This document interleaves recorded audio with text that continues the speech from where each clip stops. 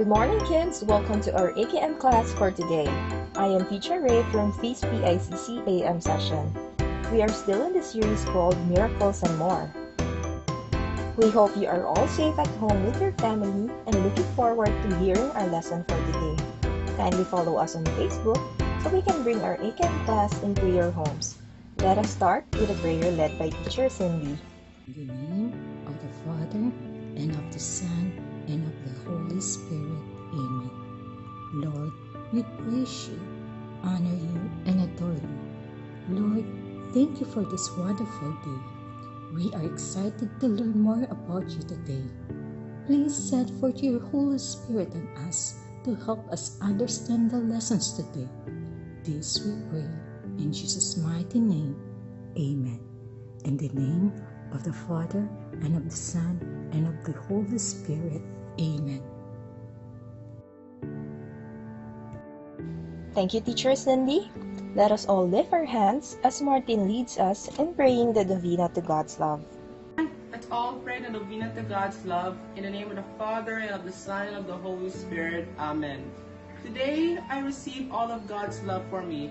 Today, I open myself to the unbounded, limitless, overflowing abundance of God's universe. Today, I open myself to God's blessings, healing, and miracles. Today, I open myself to God's Word so that I become more like Jesus every day. Today, I proclaim that I'm God's beloved, I'm God's servant, and I'm God's powerful champion. And because I'm blessed, I'm blessing the world. In Jesus' name, Amen. In the name of the Father, and of the Son, and of the Holy Spirit. Amen. Thank you, Martin. For this Sunday, we will take a pause from the book of Matthew to give you our special talk entitled, I Am Blessed. We will begin our lesson by reading our key verse for today, taken from the letter of Paul to the Philippians, chapter 4, verse 23. Let us all read. For I can do everything through Christ who gives me strength. Paul wrote a letter to the Philippians, telling them that despite all the struggles and difficulties he had experienced, he is still very thankful and that he still feels blessed. This tells us that it is possible to be blessed even when you're surrounded by burdens. It is still possible to have peace and hope in a time of chaos and uncertainty, and that it is still possible to flourish in the midst of despair. In chapter 4, verse 10, the Apostle Paul said, How I praise the Lord that you are concerned about me again. I know you have always been concerned for me, but you didn't have the chance to help me. There are people in your life who are concerned about you, but are unable to help due to a number of reasons, one of which is the lack of opportunity. Today we pray that God will open opportunities for them to help you, and that He may also open an opportunity for you to help others too. Do you want to live a happy life? Serve others. Jesus said, For the Son of Man did not come to serve, but be served. Jesus lived a life of servitude, and we are called to do the same. In Paul's letter to the Philippians, he teaches us 3 ways to be blessed. The first way to be blessed is through contentment.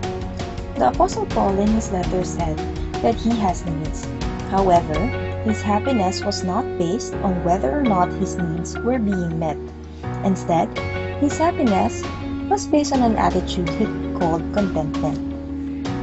In verse 11, Paul said, Not that I was ever in need, for I have learned how to be content with whatever I have.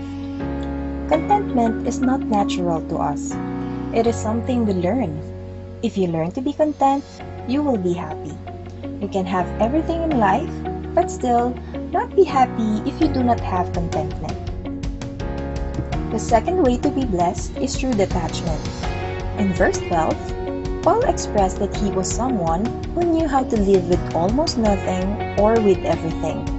And we can all relate to this. When we have gone through really tough times, we are unable to appreciate everything, even the small things.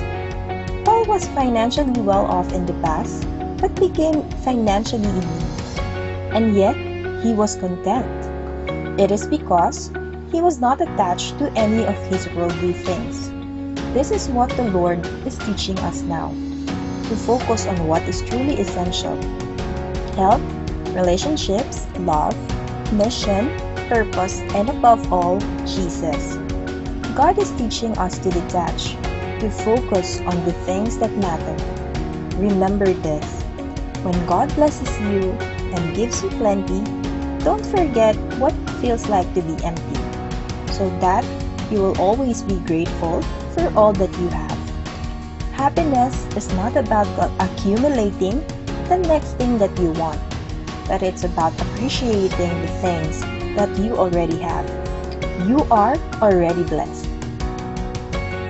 The third way to be blessed is through commitment. When you give God your commitment, He gives you His. When you give, even if you yourself have a need, God will be the one to meet your needs. Paul said that God will supply all your needs. He didn't say want. So don't feel bad if God doesn't give you what you want. The promise is that He will give you what you need from His glorious riches in Christ Jesus. There is no lack in God's riches and glory. God won't give to you based on your level of giving. He will give based on His level of generosity. It is comforting to know that in your season of scarcity, God will be your source of plenty. We can never outgive God. Godly giving does more good for the giver than for the one who receives. Give your commitment to God and you will be blessed. This is our big message for this Sunday. I am blessed. Being blessed is a state of mind. It is not based on our possession, but on our disposition. Apostle Paul, despite his circumstances, still found joy. It is because happiness doesn't come from being in the right place or the right position. It comes from having the right perspective. It starts with gratitude. Let's thank the Lord today. Let gratitude unlock your prison doors. Let's declare it. Let us say, I am blessed. With that, let us now call Teacher Jolo for our activity. Happy Sunday, kids! Teacher Jolo here. It is so good that you can join us. Today, we will make something to teach us to be grateful and kind. We are going to make a gratitude jar. Let's start. Here are the materials we will be needing: glass jar, mayonnaise or mason, etc., tissue wrapping paper or Japanese paper, watercolor or acrylic paint, foam paintbrush, paper, marker, line, optional. Cut tissue paper or Japanese paper into squares. You can use as many color as you want. 2. Paint using watercolor or acrylic paint all over the jar with a foam brush. 3. Place tissue / Japanese paper all over the jar. 4. On a piece of paper or sticker paper with a Sharpie, label the jar with gratitude jar or I am thankful for. Note: you may decorate your jar with other materials in case the one listed are not available. Put your jar in a prominent place in your home, on the kitchen table for example. Every night, on a piece of paper, each of the family writes or draw something that are grateful for and place it in the jar.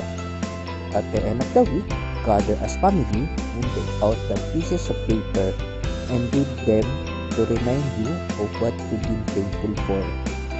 Hope you like our activity. Take a picture of your work and post it in the comment section of our Facebook page. We would love to see you what you did. See you all next Sunday. Thank you, Teacher Jolo. Let us now close this session with a prayer led by Teacher Kai.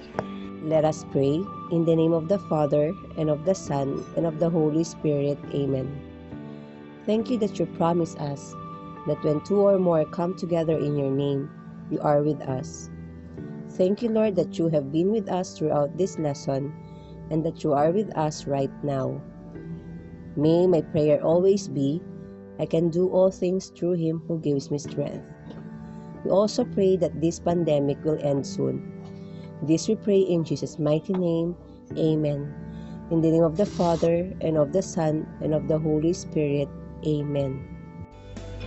Thank you, Teacher Kai, and thank you, Awesome Kids, for joining us. We hope to see you again next Sunday and keep safe. Have a blessed week.